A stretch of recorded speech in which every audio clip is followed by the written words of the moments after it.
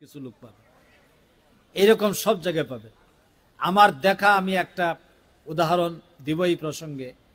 দেখেন, রাজশাহী বিশ্ববিদ্যালয়ে যখন প্রচন্ড মারামারি 1993 সালের 6 ফেব্রুয়ারি দিনটি বাংলাদেশ নয় দুনিয়ার ইতিহাসে একটা রেকর্ড। এই কারণে একদিনে 5 জন ছাত্র নিহত হলো বিশ্ববিদ্যালয়ে মারামারি করার কারণে। আমাদের 2 জন, তাদের 3 জন। কিভাবে হলো? এখানে 12 ঘন্টা সেখানে লড়াই হয়েছে, 12 ঘন্টা।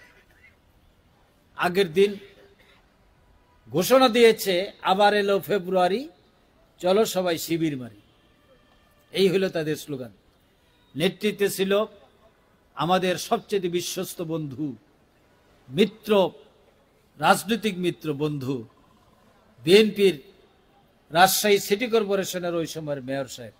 তিনি নেতৃত্ব দিয়েছেন এবং তার সঙ্গে ছিল পুলিশ আর বিডিআর, তার সঙ্গে ছাত্রলীগ, ছাত্রমৈত্রী, জাসদ, ছাত্র ইউনিয়ন, সকল শক্তি, আর আমরা শিবিরের মুষ্টিমেয় কিছু সংখ্যক লোক। ওই দিন ছিল শহীদ রবিউল ইসলাম ভাইয়ের মাস্টার ডিগ্রি পরীক্ষা। 3 দিন আগের থেকে এই লড়াইয়ের একটা ভাব শুরু হয়ে গেছে। আমি তখন সংসদের বিপি জোহা হলে, আমার রুম নাম্বার 250, আমি সেখানে বসে আছি আর ভাবছি যে কিভাবে এই পরিস্থিতি মোকাবেলা হবে। এর মধ্যে রবিউল ইসলাম ভাই আসলেন, এসে বললেন যে ভাই আমার ছুটি দরকার, 6 তারিখ আমার পরীক্ষা দিয়েই আমি বাড়ি যেতে চাই। আমি বললাম যে দেখেন, সারা বছর পরীক্ষা জন্য প্রস্তুতি নিয়েছেন, লেখাপড়া করেছেন, সবাই আমরা কাজ করেছি, কিন্তু এই টাইমটা খুব জটিল, এই টাইমে কোনো ছুটি দেওয়া যাবে না। উনি কোনো দ্বিতীয় বাক্য উচ্চারণ না করে বললেন, তাহলে একটু কাগজ আর কলম দেন। আমি একটু কাগজ কলম আমার রুমেই আছে, দিলাম। পার্শ্বের টেবিলে বসে তিনি তার মায়ের কাছে চিঠি লিখলেন। মা, 1971 সালে আমার বাবার মৃত্যুর পর তুমি আমার বাবা, তুমি আমার মা, তুমি আমাকে লালন পালন করেছ এবং বিশ্ববিদ্যালয়ে লেখাপড়া করার পর্যায়ে পৌঁছে দিয়েছ। আমি এই বিশ্ববিদ্যালয়ে লেখাপড়া করার পাশাপাশি কাঠ মিস্ত্রির কাজ করে যতটুকু সম্ভব টাকা সংগ্রহ করে আমার লেখাপড়ার খরচ আর তোমার কাছে কিছু টাকা পাঠাতাম। আমি আশা করেছি যে আগামী 6 তারিখে আমার মাস্টার ডিগ্রি পরীক্ষা, এটাই হলো আমার জীবনের শেষ পরীক্ষা, শিক্ষাগত জীবন। এই পরীক্ষা দিয়ে আমি তোমার কাছে চলে আসব, চাকরি নিব, তোমার কষ্টের অবসান ঘটাবো। কিন্তু মা, আমি ইসলামী আন্দোলনের একজন কর্মী, আমি ছুটি পাই নেই, সুতরাং পরীক্ষা দিয়ে আমি বাড়ি যেতে পারছি না, আমাকে এই ক্যাম্পাসে থাকতে হবে। যদি এই ক্যাম্পাসে দিনের দায়িত্ব পালন করতে গিয়ে আমি শহীদ হয়ে যাই, আর তোমার কাছে আমার লাশ যখন গিয়ে পৌঁছবে, আমার অনুরোধ, তুমি চোখের পানি ফেলবে না। কারণ যারা আল্লাহর পথে শহীদ হয় তারা জান্নাতবাসী হয়, আর জান্নাত যে যায় সে সবচাইতে সফল ব্যক্তিতে পরিণত হয়ে যায়। মা, আমি যদি শহীদ হই তাহলে সবচাইতে সফল একজন ব্যক্তি হয়ে যাব। সুতরাং তুমি চোখের পানি ফেলে কষ্ট করার অর্থই হচ্ছে আমার শাহাদাতের চাইতেও তুমি দুনিয়ার জীবনটাকে গুরুত্ব দিচ্ছ। আশা করি গুরুত্ব দিবে না। আমি শহীদ হলে তোমার সাথে আমার দেখা হবে জান্নাতে। ইতি তোমার স্নেহসিক্ত সন্তান রবিউল ইসলাম। চিঠিটা লিখে উনি আমার সামনে নিয়ে আসছেন যে আমি মায়ের কাছে চিঠি দিতে চাই, আপনি একটু দেখেন। সেদিন আমি জানতাম না যে আজকে 4 তারিখ, 6 তারিখে এই সময় আসার মুহূর্তে রবিউল ইসলাম ভাই আর দুনিয়া থাকবেন। আমি চিঠিটা পড়ার পর শুধু বললাম, মায়ের কাছে কি এই ভাষায় চিঠি লিখে? উনি বললেন যে আমার মা আর আমার মধ্যে বন্ধুত্বপূর্ণ সম্পর্ক, আমার মা বুঝতে পারবে। তিনি চিঠি পাঠিয়ে দিলেন গ্যারান্টেড পুষ্টে, ওনার বাড়ি যশোরের সারসা থানায়। মাত্র 24 থেকে 36 ঘন্টার মধ্যে চিঠি পৌঁছে যায়।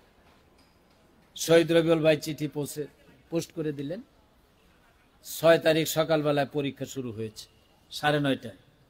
তিনি পরীক্ষার হলে গেলেন এর মধ্যে শুরু হয়েছে বাইরে আক্রমণ, বোমার গুলির আওয়াজে তিনি হঠাৎ করে ওই পরীক্ষার হলে যিনি শিক্ষক ছিলেন নূর মোহাম্মদ সাহেব, তিনি আমাদের জোহা হলের তিনি প্রভুষ ছিলেন, আমি তখন ভিপি, উনি আমাকে নিজে বলছেন ঘটনাটা, যে আমি পরীক্ষার হলে তখন অবস্থান করছি, দেখে রবিউল দাঁড়িয়ে গেছে। আমি দৌড়িয়ে গেলাম রবিউলের কাছে, গিয়ে বললাম যে তুমি কি চাও, কোনো পানি বা কিছু খাবার লাগবে? যে না, আমি এক্ষুনি পরীক্ষার হল থেকে বের হতে চাই। স্যার বললেন যে মাত্র 1.5 ঘন্টা 2 ঘন্টার আগে বের হইতে দেওয়া হবে। উনি বললেন এর চাইতেও বড় পরীক্ষা বিশ্ববিদ্যালয় ক্যাম্পাসে আমার জন্য অপেক্ষা করছে, সেই পরীক্ষায় যদি আমি পাশ করতে না পারি তাহলে এই পরীক্ষায় পাশ করে আমার কোনো লাভ হবে না। পরীক্ষার খাতা রেখে, কলম রেখে বললেন যে স্যার আমাকে যেতে না দিলে আমাকে যেতে হবে। বাইরে তখন গুলির আওয়াজ। স্যার বললেন যে বাইরে প্রচন্ড আক্রমণ আওয়াজ হচ্ছে, শিবিরের উপর হামলা হচ্ছে।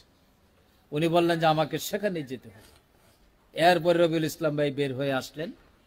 ততক্ষণে 12টা বেজে গেছে এবং বেলা 12টার সাথে সাথে চতুর্দিকে হামলা আক্রমণ। এক পর্যায়ে আমরা বিশ্ববিদ্যালয় ক্যাম্পাস থেকে জোহা হল, যেটা ছিল আমাদের বিজয়ী হল, সংসদের হল, সেই হলের কাছাকাছি গেলাম। ঠিক এই সময় রবিউল ইসলাম ভাইয়ের সাথে আমার দেখা। উনি পুকুরে নামছে, জওয়ালের পাশে একটা পুকুর আছে, সেখানে গিয়ে ওযু, তিনি সবসময় ওযু অবস্থায় থাকতেন, ওযু করছেন। আমি ঘড়ির দিকে তাকাই, দেখি অলরেডি 1:15 প্রায় হয়ে গেছে। উনি ওযু করেই একদম সামনে একটা উঁচু জায়গা ছিল ইটের, সেই উঁচু জায়গায় দাঁড়িয়ে, আমাদের থেকে খুব বেশি হলে 1 হাত 1.5 হাত দূরে হবে, উঁচু জায়গায় দাঁড়িয়ে তিনি বলতেছেন, হে আমার বিশ্ববিদ্যালয়ের ভাইয়েরা, আজকে তোমরা এই মাঠ থেকে, এই ময়দান থেকে কেউ পালিও না, কারণ আমার মন বলছে আজকে চূড়ান্ত বিজয় আমাদের হবে। কারণ আমি এই হলের পাশ থেকে জান্নাতের গন্ধ পাচ্ছি। শহীদ রবিউল ইসলাম ভাই চিৎকার করে এই কথা বলছেন, আর ঠিক এই সময় একটি বুলেট তার ঠিক বাম স্তনের নিচ দিয়ে লেগে পাঁজর ভেদ করে পিছনের দিক থেকে বের হয়ে গেল। সেই বুলেটের আওয়াজ, তার আওয়াজটা শুনলাম, বুকে লাগার সাথে সাথেই রবিউল ইসলাম ভাই কালেমা শাহাদত পড়তেছেন।